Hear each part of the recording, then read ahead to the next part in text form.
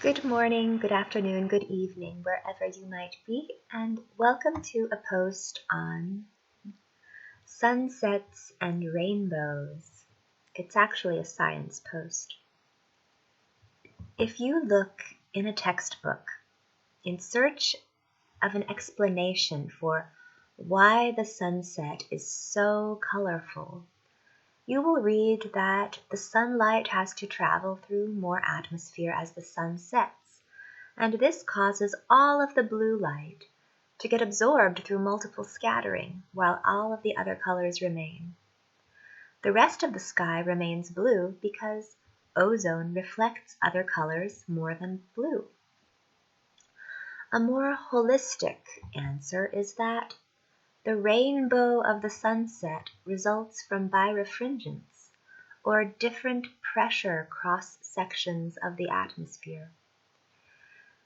It is important to avoid interpreting the textbook answer as a picture of little quantized photons of light traveling from molecule to molecule like little cannonballs that get absorbed and emitted as they travel through the atmosphere. This is what many pictures of the multiple scattering heuristics seem to imply. This heuristic gives a misleading impression of how quantum mechanics works. Quantum mechanics tells us that light travels as a wave along every single path through the material at the same time, and it is both absorbed and not absorbed by every single molecule in the atmosphere. It is both emitted and not emitted by every single molecule in the atmosphere. It is hard to get this aspect of the quantum scattering explanation from the pictures in textbooks, and it is very easy to mislead students with bad heuristics.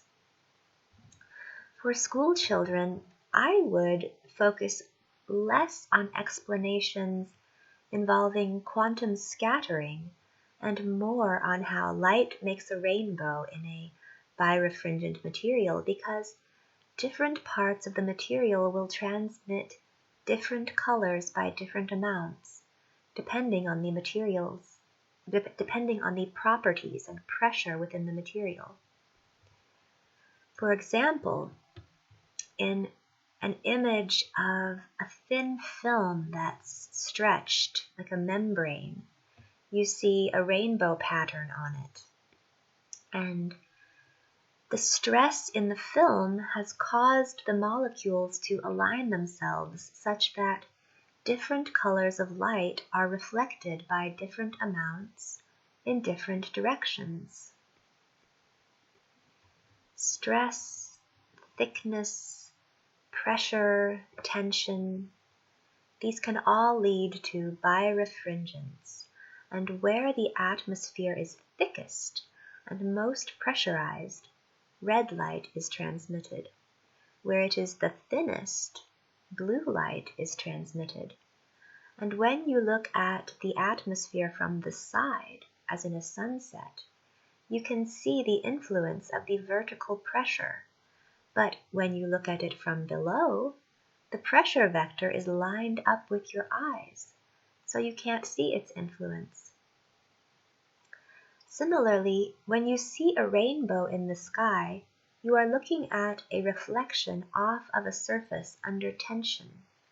Surface tension around water droplets leads to total internal reflection, and the image is created by reflection off of these curved, tense surfaces. You get the different colors because of the different tension cross-sections within the droplet. This is something that has been understood since, I believe, the time of Descartes. In the case of a sunset, the light is not reflected off of materials under tension, but rather transmitted through materials under pressure. So the sunset is sort of like a rainbow of transmission, whereas the rainbow you see after a thunderstorm is a rainbow of reflection. I think that this is an example of how the physics of a system can be turned into a Rube Goldberg machine. There are explanations that treat objects holistically, and they can deliver simple equations to describe the behavior of the whole object. There are also explanations, like quantum explanations, that break the object, in this case the atmosphere, down into smaller parts which each contribute to a larger result. Both explanations might be correct.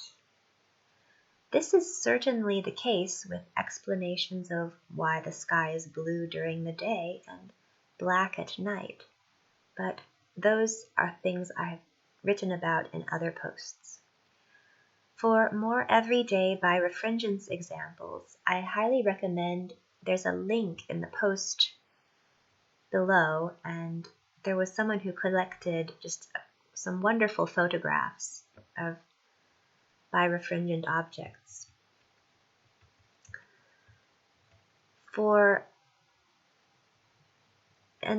So basically what I've tried to do in this post is deliver an explanation of the topic from multiple perspectives. And I find that frequently science education tends to choose one perspective and just present the material from that side because they think it will avoid confusing people. But I found that I was more often confused by these explanations because I would think of alternative explanations and be confused by why they weren't part of the instruction. And it made me doubt myself when I was often right.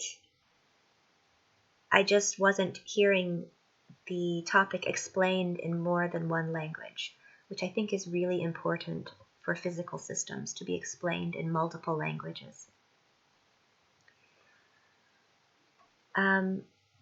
So with that in mind, I have some more articles on debunked online physics educational content. And if you'd rather approach physics from a more whimsical, fictional perspective, I wrote a novel that explores issues in physics and epistemology in a rather playful way, and I encourage you to take a look at it. Thank you for watching. Until next time.